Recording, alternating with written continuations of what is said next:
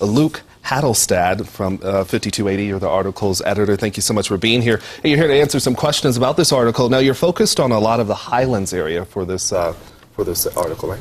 I am. I've been here about 5 years, and I've done this real estate package a few times now.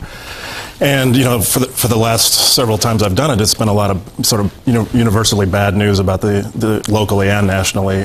But Highlands has seemed to be immune from that. So I kind of wanted to look at what makes it so successful even in a bad market.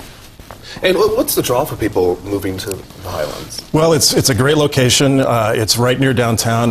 The revitalization of Lodo really had a lot to do with helping Highlands along. And, when they built those 3 linear bridges across that, allows you to not walk all the way downtown from Highlands, that really helped it turn into the neighborhood that we know today. Wow, definitely a beautiful part of town. Now, of course, there are pros and cons of living anywhere. Talk about some of the cons of living in the Highlands. Well, what's becoming an issue now is because there's so many people wanting to live there, there's so many new restaurants and businesses going in.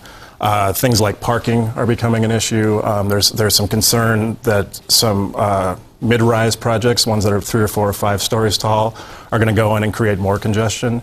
Of course, prices are higher for renting or buying there, and then also just little like everyday hassles, like it's sort of a pain to get across Federal at rush hour, that kind of thing. Yeah. Now, Highlands not the only place you guys are pinpointing here. You're also talking about some other hip places to be, and you say one of them is Wash Park, of course. Of course. Talk about that a little bit. Well, I wanted to look at neighborhoods that could have Highlands type success going forward, and Wash Park is one of those sort of forever neighborhoods, like Cherry Creek's another one.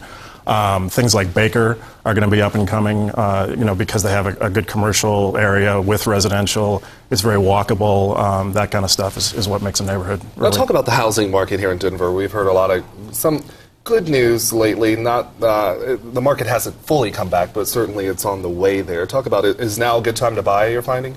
It's actually a good time to buy and sell because not only is Denver one of the better performing markets in the country, it's not booming necessarily, but it's not suffering as much as a lot of other cities are. But also it's a good time to sell because the inventory is very low. Yeah. So people who are on the fence thinking maybe I should wait because the perception is that it's a buyer's market. In fact, because inventory is so low, if you have a house that's priced properly in a decent neighborhood, you probably will have a pretty good chance of selling it. All right. Well, it's definitely an interesting article in 5280 magazine this month. Luke Hattelstad, thank you so much for joining us. And once again, if you'd like to get a preview of this article, you can head on to our website, thedenverchannel.com, and click on the big red TV button. We should mention that the cover there was done by Christina Ung, right? Yep. All right. Thank you, Luke. Thank you.